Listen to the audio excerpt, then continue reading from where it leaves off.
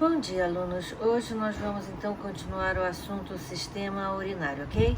Vocês vão encontrar este assunto nas páginas 705 a 708 do seu livro-texto.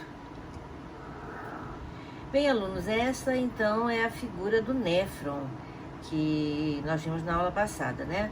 É a unidade funcional do rim, a unidade filtradora do rim. Vamos então ver o que acontece em cada parte do néfron. Como nós vimos na aula passada, o sangue arterial entra no rim pela artéria renal sob uma pressão X e ao ser pressionado nas arteríolas renais, essa pressão aumenta muito, lembra? E aí há uma tendência de extravasamento de diversas substâncias. Então o corpúsculo renal no corpúsculo renal, ocorre o processo de passagem de substâncias do sangue para a cápsula renal pelo aumento da pressão do sangue aí dentro. As substâncias envolvidas são a água, a glicose, aminoácidos, sais, ureia, ácido úrico, por exemplo. A cápsula glomerular, cápsula renal, também chamada de cápsula de Bowman, são sinônimos, tá? E é o local que envolve o glomérulo e tem a função de coletar o líquido que é coletado a partir do glomérulo.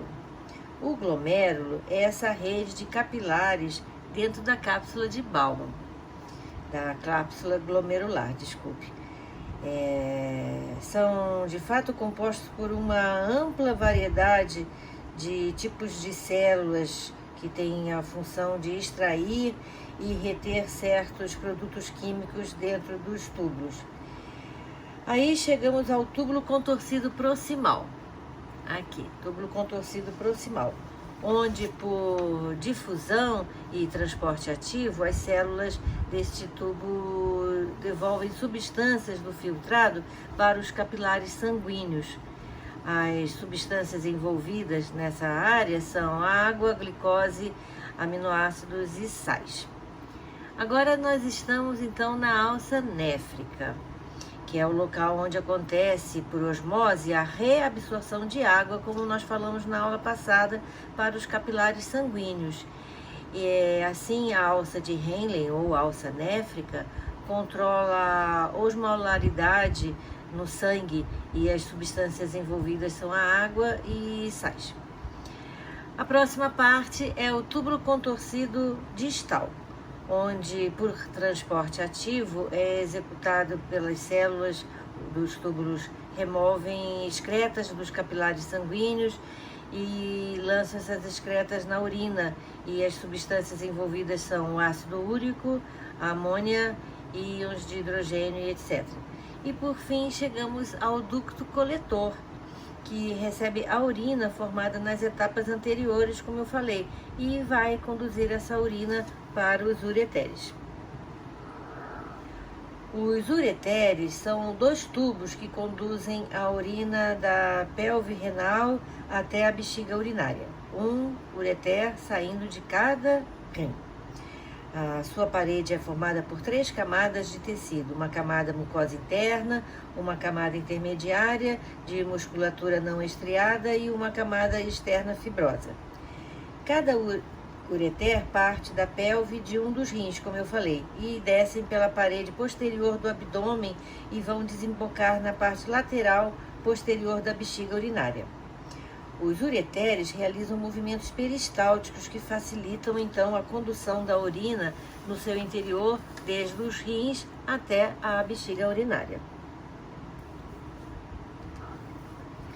A bexiga urinária é uma bolsa que tem parede muscular.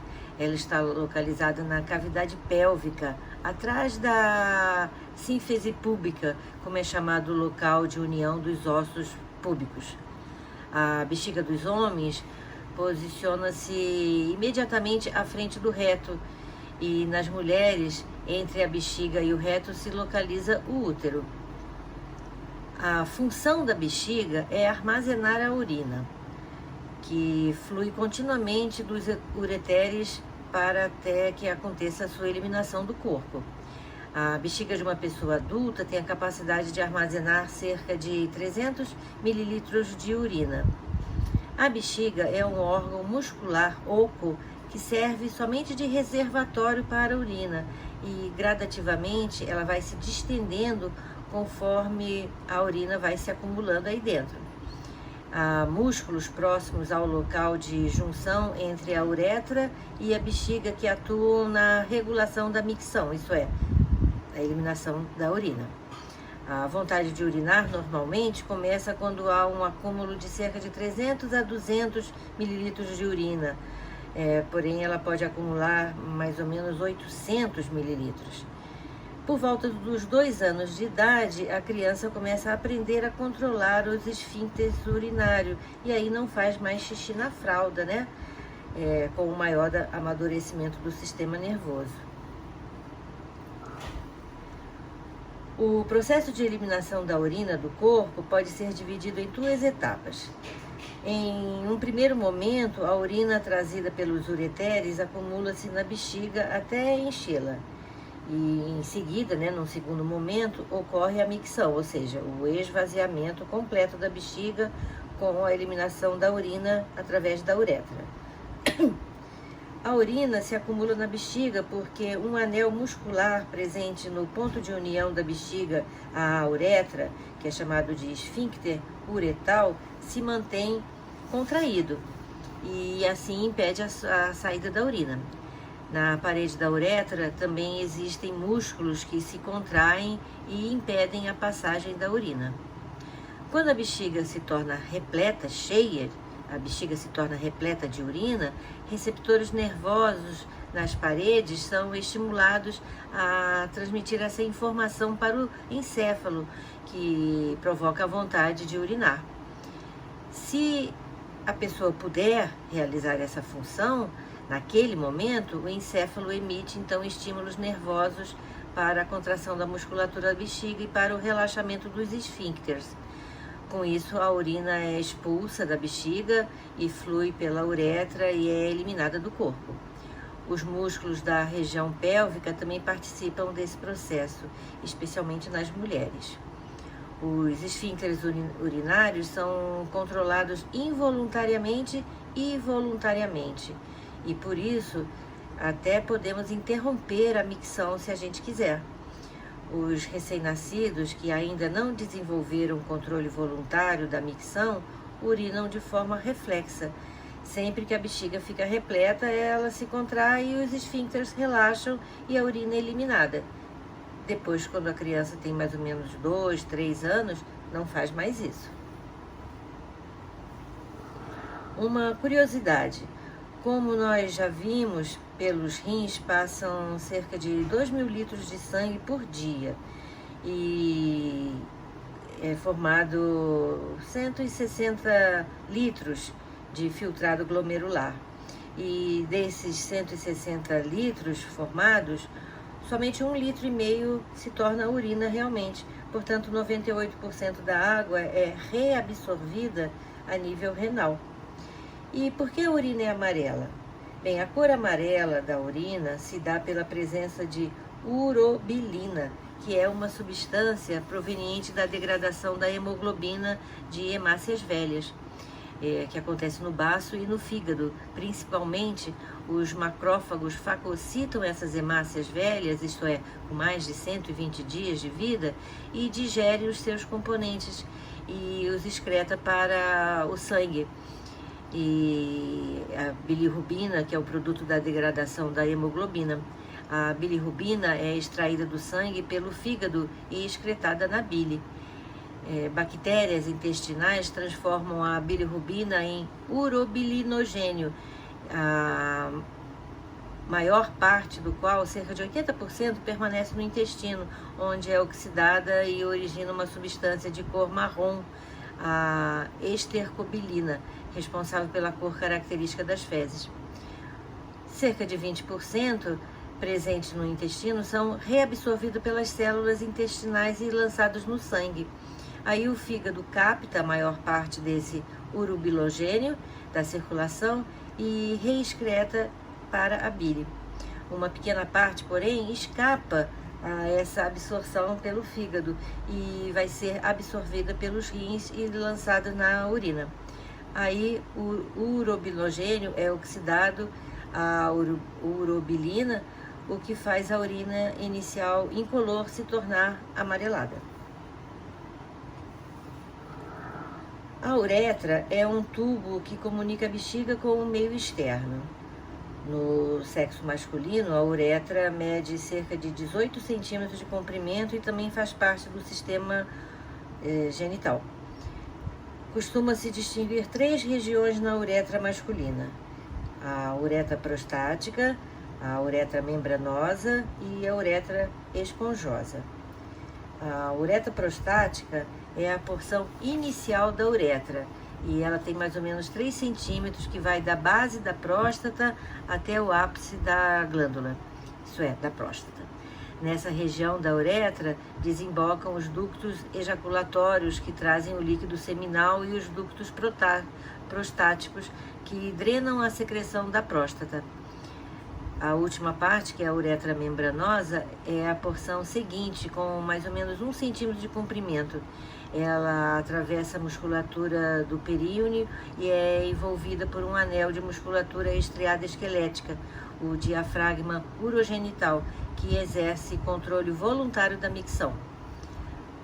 A parte esponjosa, que é a última, a parte terminal da uretra, corrigindo, tem mais ou menos 15 centímetros e percorre pelo interior do corpo esponjoso peniano em toda a sua extensão e vai se abrir para o exterior na extremidade do pênis. Então ela passa por dentro do pênis, só essa parte final.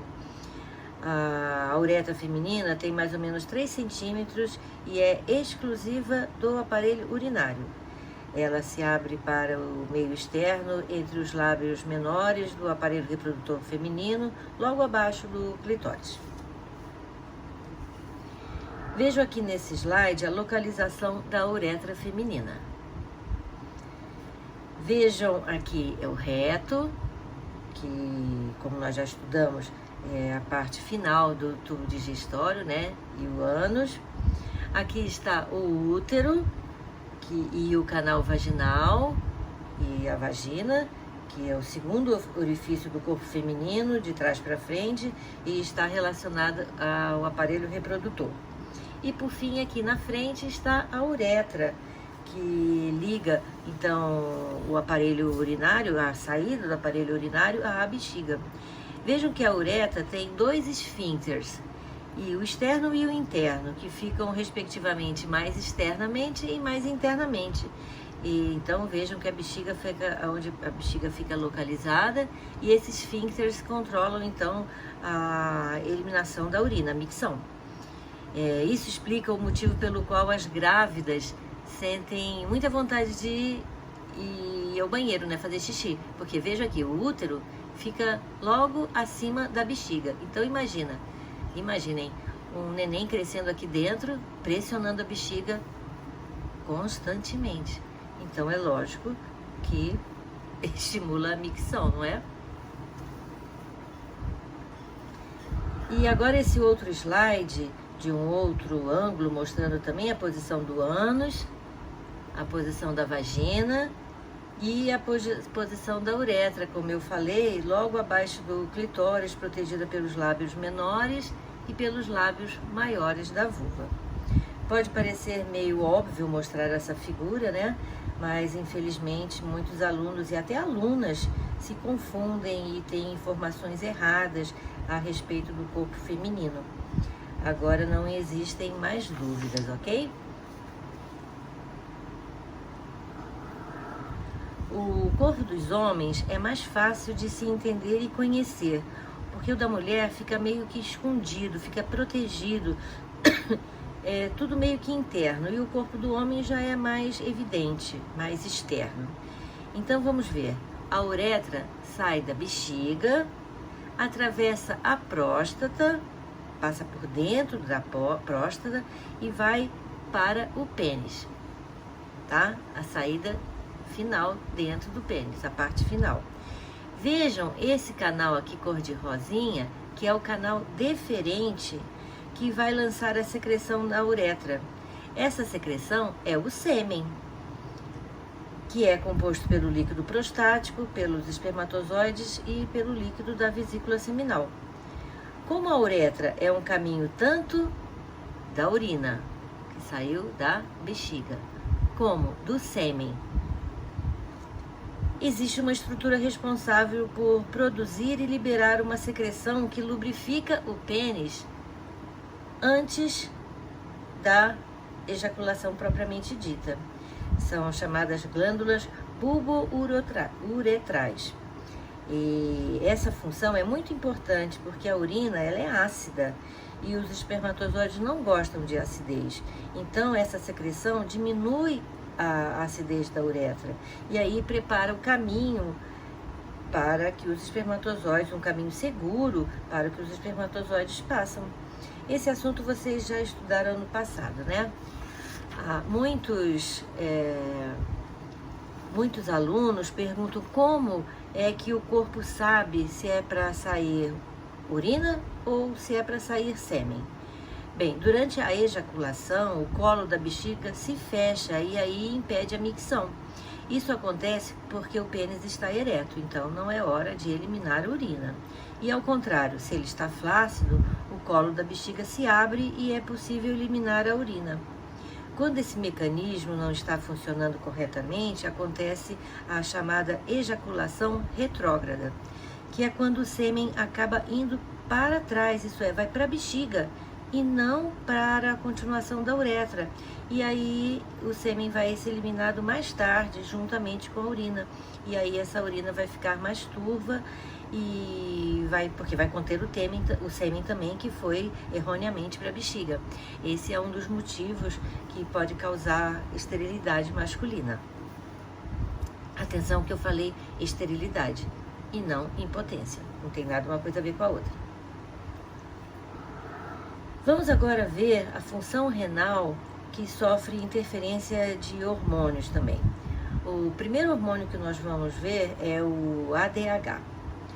Os rins exercem um rigoroso controle de qualidade sobre o sangue e assim ele mantendo diferentes substâncias em suas quantidades normais. E quando a concentração de alguma substância no sangue aumenta muito, os rins rapidamente vão eliminar o excesso. Por exemplo, se uma pessoa bebe muito líquido, seus rins produzem uma urina diluída e muito abundante, e eliminando assim o excesso de água. Se o sangue de uma pessoa tem muito açúcar ou muito sal, ou se a quantidade de hormônios está acima do normal, os excessos dessas substâncias também vão ser eliminados através da urina. A reabsorção de água nos rins é controlado pelo hormônio ADH, que é o hormônio chamado antidiurético.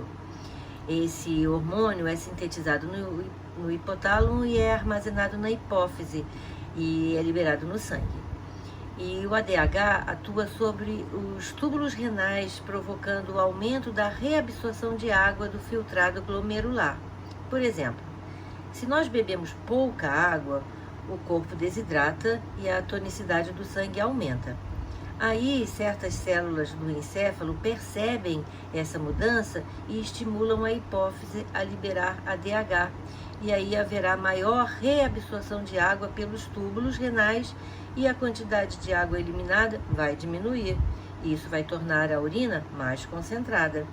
E o efeito inverso acontece quando a pessoa bebe muita água. A tonicidade do sangue diminui, estimula a hipófise a liberar menos ADH e, consequentemente, é produzido um volume maior de urina e também essa urina vai estar mais diluída. Quando a pessoa bebe bebida alcoólica, a presença do álcool no sangue inibe a secreção de ADH e por esse motivo é que a pessoa elimina mais urina quando ela bebe álcool. Lógico que isso varia com o tipo de bebida e com a dosagem alcoólica de cada uma também, né? A quantidade de bebida ingerida também interfere. Ninguém beberia o mesmo tanto de uísque que bebe, por exemplo, de cerveja, porque o teor alcoólico do uísque é muito maior do que a cerveja e a pessoa entraria em coma alcoólica, poderia até morrer. Mas a cerveja tem bem mais água do que o uísque, então uma coisa meio que contrabalança a outra. Então essa figura resume a ação do hormônio ADH sobre os túbulos renais. Quando a pressão osmótica do sangue está alta, há estímulo na produção e liberação de ADH que vai atuar nos túbulos renais, aumentando a reabsorção de água, baixando a pressão osmótica do sangue e inibindo a produção de ADH, e aí nós fechamos o ciclo. Atenção, nós vamos falar sobre diabetes insípidos, mas não confunda com diabetes melito, que nós vamos falar no próximo capítulo no sistema endócrino, tá? No caso da diabetes insípidos, há um distúrbio no metabolismo do sal e da água, que é marcado por sede intensa, excessiva vontade de urinar também. Isso acontece quando o corpo não consegue regular de uma maneira correta como tratar os fluidos, isso é, ocorre um desequilíbrio de líquidos no corpo e que pode levar à desidratação, e a desidratação pode levar à morte em alguns casos. Essa diabetes insípido é causada por uma disfunção na hipófise e requer diagnóstico médico para identificar essa deficiência na produção de ADH, também chamado de vasopressina, esse hormônio. Outro hormônio que atua no sistema urinário é a aldosterona, que é um hormônio que controla a quantidade de sódio no sangue. Esse hormônio é secretado pelo córtex da glândula adrenal, que fica acima, ou suprarrenal, tanto faz esse nome, que fica acima dos rins. Quando a quantidade de sódio no sangue baixa, aumenta a secreção desse hormônio, que atua sobre os túbulos contorcidos distais e sobre os ductos coletores, e aí estimula a reabsorção de sódio do filtrado glomerular.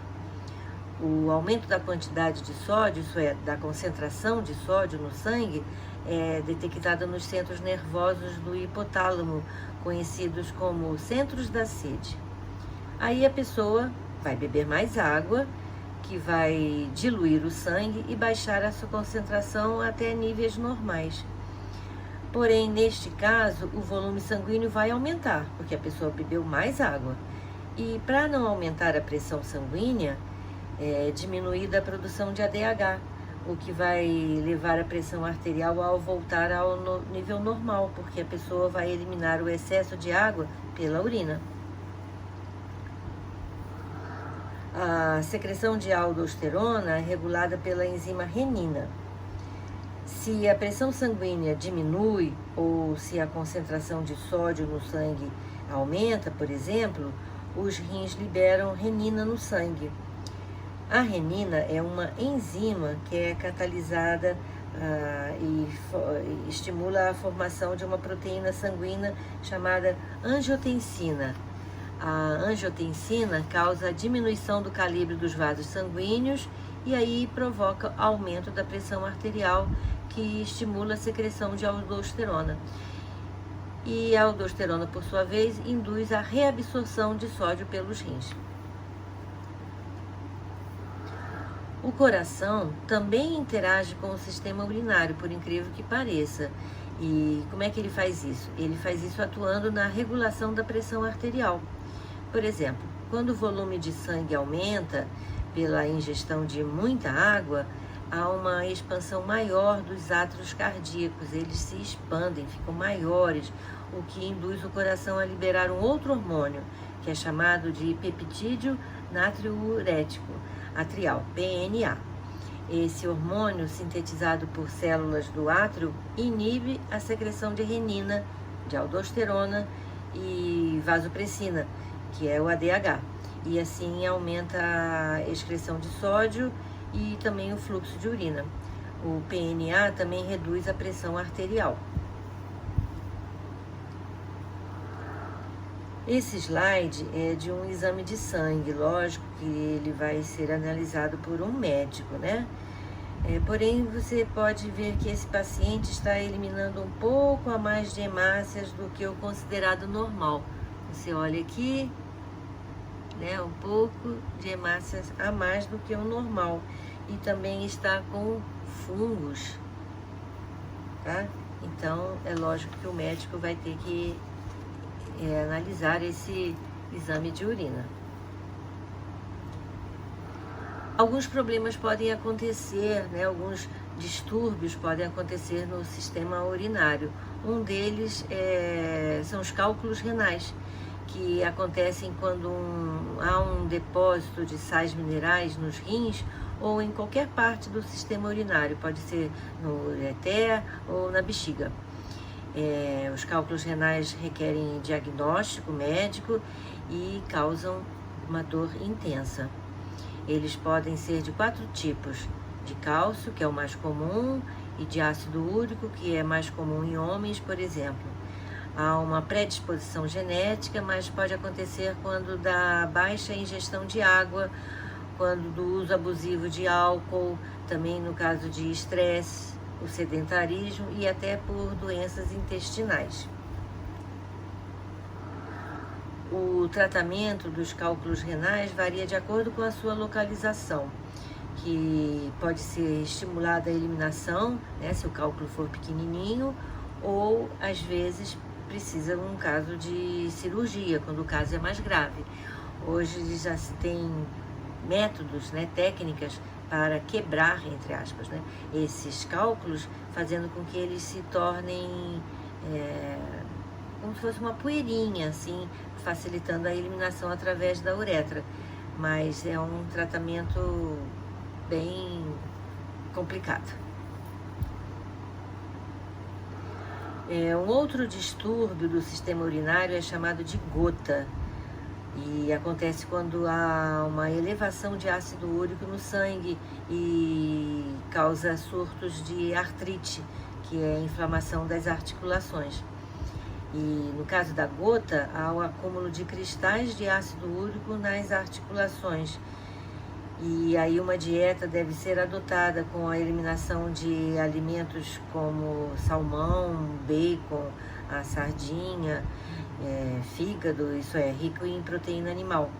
Também requer diagnóstico médico e os sintomas são vermelhidão, uma dor intensa e inchaço e nas articulações, né, que é causado pelo excesso de ácido úrico no sangue, e que é decorrente tanto pela produção excessiva quanto a eliminação deficiente dessa substância.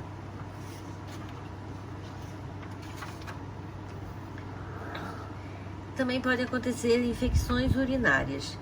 As infecções urinárias podem ser causadas por vários motivos, como por exemplo bactérias do trato digestório que migraram erroneamente da região anal para a região da uretra, e por esse motivo é mais comum em mulheres, porque o períneo é pequeno, isso é, a distância entre o ânus e a vagina e a uretra.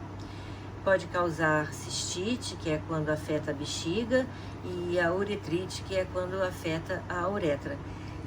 Causa uma sensação de ardor, uma constante vontade de urinar, e muitas vezes tem que ser feita uma cultura bacteriana para identificar o causador e também requer diagnóstico médico.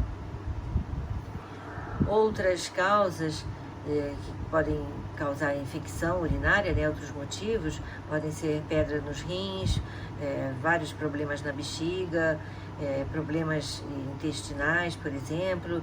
Há uma tendência genética, também relações sexuais e excesso ou falta de higiene, por incrível que pareça. Porque a falta de higiene, lógico, pode se acumular sujeira nessa região. E o excesso, quando se altera o pH dessa região. Para o diagnóstico da infecção urinária, muitas vezes o médico, além de solicitar o exame de urina, ele vai solicitar uma cultura de urina e também com antibiograma para receitar o antibiótico específico para aquela bactéria que está causando o problema. Ao menor sintoma, como por exemplo dor ou então ardência durante a micção, procure um médico. Algumas pessoas desenvolvem problemas tão sérios renais que é necessária uma técnica muito triste e desagradável que é chamada hemodiálise. A hemodiálise é a filtragem do sangue artificialmente que é realizada por uma máquina. Nesse caso, o sangue da pessoa passa a circular por tubos de paredes semipermeáveis que ficam mergulhados em uma solução constituída por substâncias normalmente presentes no plasma sanguíneo. As excreções aí se difundem através de finíssimos poros das membranas semipermeáveis, deixando então o sangue filtrado. Cada sessão de hemodiálise dura entre 4 e 6 horas e às vezes essas sessões devem ser repetidas de 2 ou até 3 vezes por semana. Em alguns casos a pessoa precisa fazer um transplante de rim, porque a hemodiálise não está sendo mais suficiente. É um caso muito triste porque a fila de transplante é bem grande e é necessária uma certa compatibilidade entre os sistemas imunitários do doador e do receptor para evitar a rejeição do órgão recebido, né? Porém, com o aprimoramento das técnicas cirúrgicas, atualmente os transplantes de rim têm alcançado altos níveis de sucesso e a maioria dos pacientes transplantados pode ter uma vida quase que normal durante muitos anos e também o doador pode viver com um rim somente. Bem, alunos, terminamos o assunto sistema urinário. Então, até a próxima aula, quando nós vamos começar a estudar o sistema endócrino, isso é, a produção de hormônios pelo nosso corpo. Até!